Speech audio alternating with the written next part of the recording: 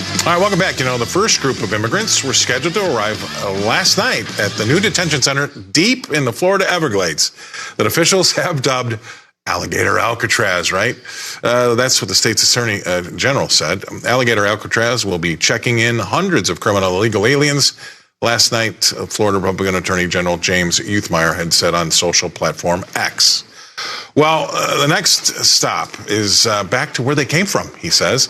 The facility at an airport used for training will have capacity of about 3,000 detainees when fully operational, according to Republican Governor Ron DeSantis. The center was built in 8 days over 10 miles of Everglades. It features more than 200 security cameras, 28,000 plus feet of barbed wire, and 400 security personnel. The environmental groups, of course, and Native American tribes have protested against the center, contending it is a threat to the fragile Everglades system and would be cruel to detainees because of the heat and mosquitoes, and is on land that the tribes consider sacred. Nowadays, I think it would be odd if we didn't have any protests, right?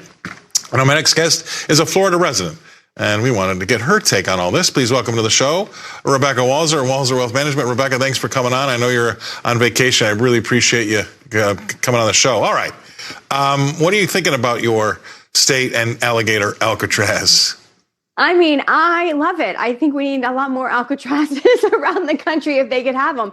Now, obviously, I'm not for someone trying to escape and actually getting involved with the alligators. We shouldn't even have pythons in Florida. That's a species that got introduced, unfortunately, and it's been a big problem for our state. So I can't understand. First of all, the entire country is sacred ground from the native tribes that we had initially in our country. So everything could be declared a sacred tribal land because the entire country was, from beginning from one side to the other had some kind of native population. So that argument has to be ridiculous. But the bigger question here, Scott, is why do we need this? And something as remote as the Everglades in South Florida, we have 3,000 people, soon to be 5,000 people that are going to be able to be held here. Why do we have that many people this far south in this country? And it's all about the open borders that has been the last administration that brought in hundreds of thousands, millions of people illegally. And now this administration is trying to do something about it. And I'm glad to hear that we have a state like Florida that has a governor that's saying, let's make something to help with ICE policy. Let's not be a sanctuary city or a sanctuary state and actually fight against ICE and the federal government. So I need to ask you this question because I would love to hear your answer. You're a lawyer, amongst other things. And DeSantis was pressured on this. He had a nice person back him up. But my question is this. Why do I keep hearing from the media and the left about all these great people that we're suddenly detaining because they haven't done anything wrong? They don't have a criminal record. When I'm confused. They broke into this country illegally. Why are we forced to overlook their first bad action and then not count that as anything against them on their card and going forward that they're good citizens, they've been paying taxes? But, I was an immigrant. It took me 7 years to get my passport in England. I followed the rules. I registered, did what I was supposed to do.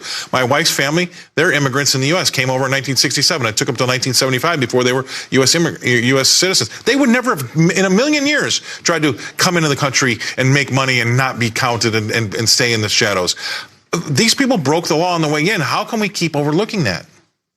I don't understand. I got to be honest. I'm an American citizen, right? I'm in Mexico right now. I took my kids to Mexico for the 4th, which sounds kind of crazy, but that we'd love to travel internationally. And I had my passport just at the resort alone checked 5 times. 5 times. I am a U.S. citizen and I am traveling to your country and I am here legally. So I don't understand how the rest of the world gets to enforce their borders. It gets to say this is normal operating procedure for a country. But the United States of America, because we're supposed to have a bleeding heart, we're supposed to just listen. Here's the fact. I have a bleeding heart too. I want to help as many people as possible, but we cannot sustain the entire population of the earth inside of our border. That's it. You can't take 8 billion people in the United States. And so when you realize you can't do that, you have to come up with rules, and those rules must be enforced. And when you don't enforce them, you get people here in this country, then you have to detain them and put them in facilities like this so that you can have other people saying, oh my gosh, we're the worst country in the world. We're putting people in Alligator Alcatraz. They shouldn't be here in the first place. Let's figure out how to get them home. End of story. Do me a favor. Go to Mexico City or Mexico. Go to Mexico City and demand a place to live, a debit card with 10 grand on it, a free iPhone, free iPad. Go see what you get from them, right? I mean, people I'm gonna sit out there with my kids and be like, "But I brought my kids. I have kids. Right, like, right. Help me, And they were born here, and they were born here too. I mean, it's to me, it's just laughable, and you're exactly right. We can't have 8 billion people in a country, and so either you're going to have a border with benefits, or you have no border and no benefits. And I think that solves all the problem. We got to jump, but always great to see you. Thank you very much, Rebecca. Rebecca Walser coming to us from all the way in deep Mexico.